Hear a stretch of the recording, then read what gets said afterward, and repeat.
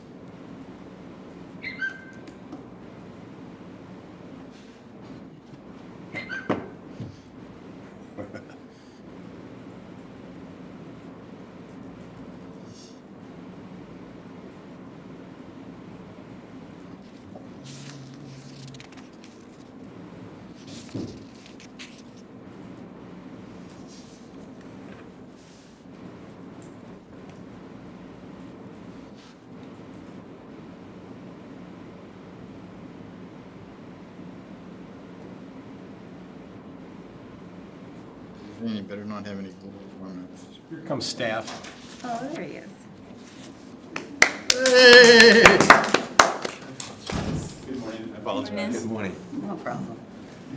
Chuck, you got confused when I saw you I driving. know, right? You thought it was another day, right? Yes, I apologize.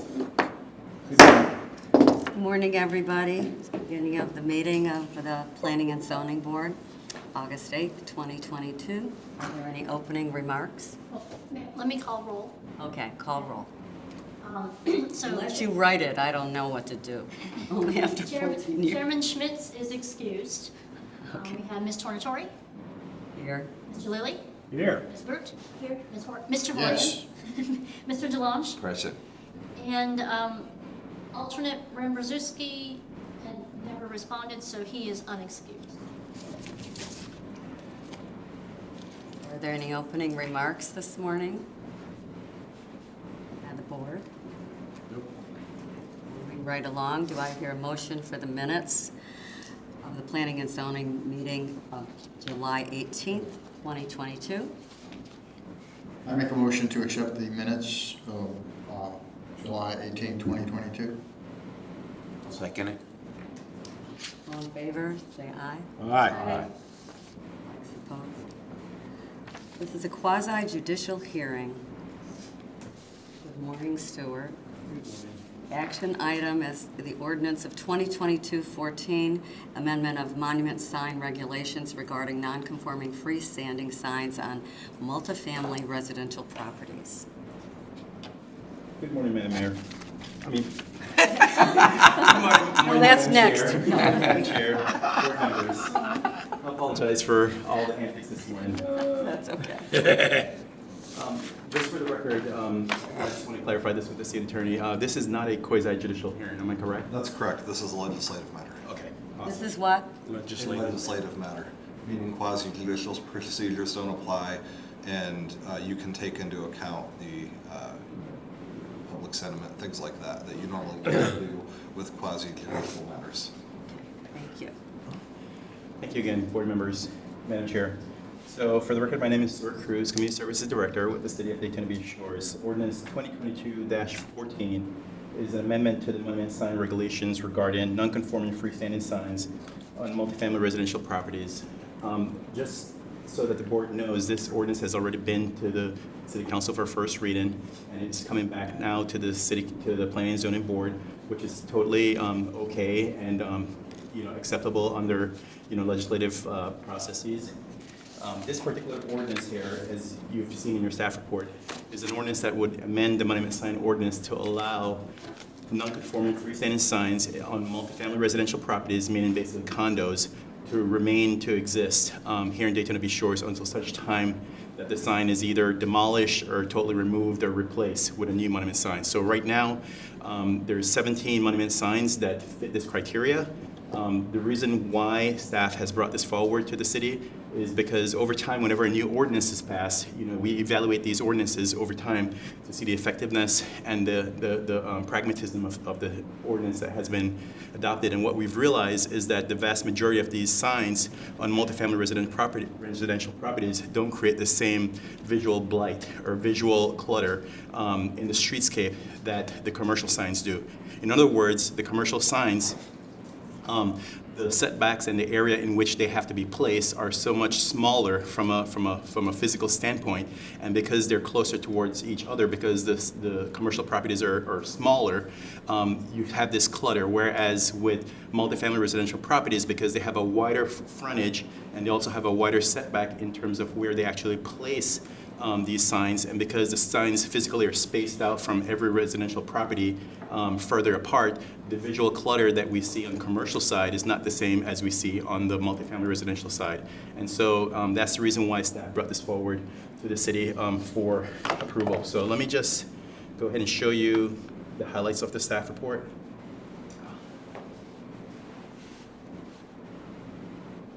So what you'll see 17 multifamily residential condos, and they vary by level of inconsistency. So for example, some of them are actually inconsistent with the current monument sign regulations for multifamily residential signage from a dimensional standpoint, meaning that they're either too tall or too wide, or the sign face area is too large, or a combination of the above. The other one is sign type. So in some cases, you'll see a sign on a multifamily residential property with 2 posts and then a sort of a panel in between. Those are called post and panels signage. So that's not a monument sign technically, but it's what we call a post and panel signage. And I'll show you an example of a few in a little bit.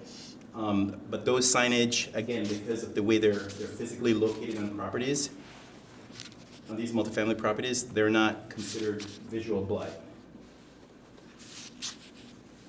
So hopefully you can see this. Mm-hmm. Okay, it's sharing a little bit weird in my screen here. So this is an example of a dimensional inconsistency. So for example, on a multifamily residential property, monument signs are only supposed to be 6 feet high by 8 feet wide and 36 square feet. And this Ocean Vistas property, which is a multifamily residential property, the signage is about 10 feet tall, about 8 feet wide, and the sign area exceeds the 36 square feet. So because of the way the property is laid out, meaning that the frontage of the property is so wide and the setback where the signage is located and is far off from, as you can see, our decorative pole signage here, it doesn't seem to create a visual clutter type image in the streetscape of the city. And so we feel that as staff that it fits into the built environment.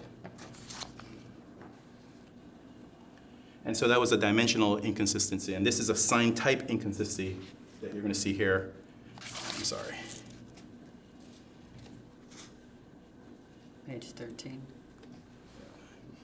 All right. Okay, I was going to show you the Towers Grande one.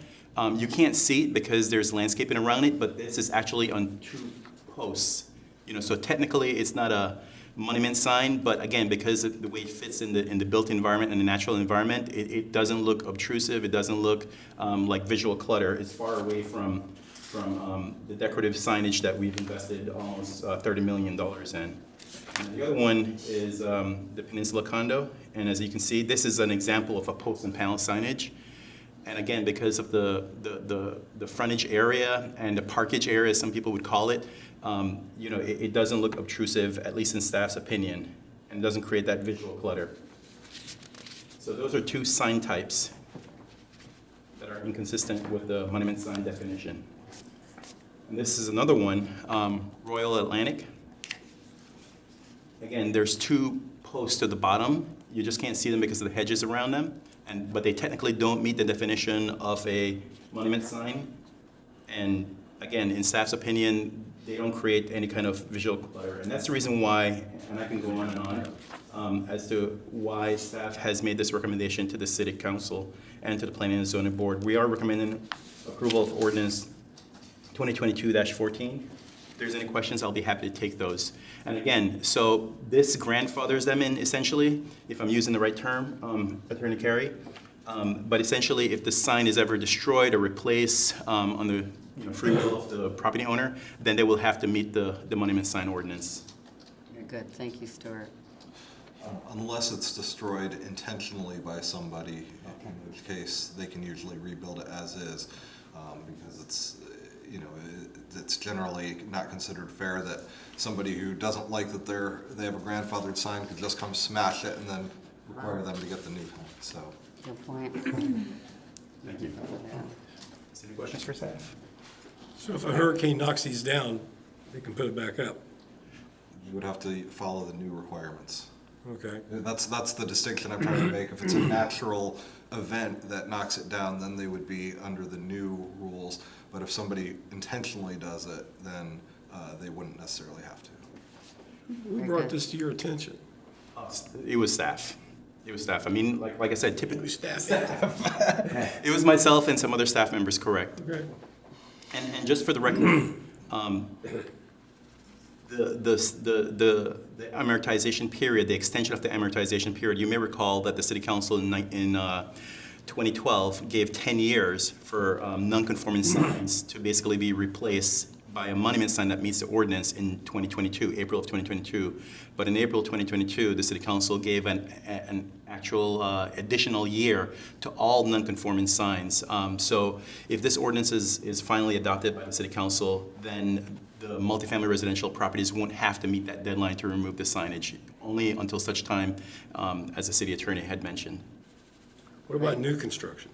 New construction obviously has to meet the New codes. yeah, because they're not non-conforming, right? I mean, there's going to be a new sign. So any new construction in Daytona Beach Shores or any city in Florida has to meet the regulations of the local ordinances and the state of Florida. But not new owners or anything like that? No, ownership has nothing to do with this. Distinction between multifamily residential and resorts, like Pirates Cove, so they do not fall under this classification. So Paris Cove is a hotel motel with a condominium form of ownership, and I don't want to get into the legal aspect of it, but it's an ownership distinction. What we're looking at is land use. Right, So how is the property being used? very good. Got it. All right. Any other comments? Thank you, Stuart. Sweating here. All right, do I hear a motion to approve or a motion of any nature for ordinance 2022-14, amendment of monument sign regulations regarding non-conforming freestanding signs on multifamily residential properties? Is there a motion? I move to recommend approval of ordinance 2022-14 as presented. Second that motion? Roll call, Sherry. We can actually do, all in favor? All in favor, say aye. Any opposed? Motion passes. Motion carries. Do you have any more comments or anything? You. I have a comment, finally.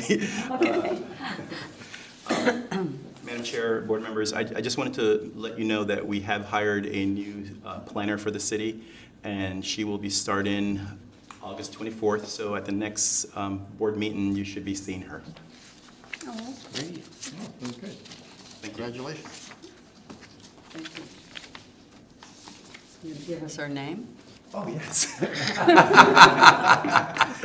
Her name is Noelle Eaton, and she has a planning background in the private sector, local here at the city of Ormond Beach in Volusia County, and also up in, is it North Dakota or Minnesota, Sherry? Minnesota. Minnesota, yeah. She has county planning experience from the state of Minnesota as well. Very good. Great. Thank you. Now, I also heard something about what the next meeting is going to be about. Can we talk about that? Sure?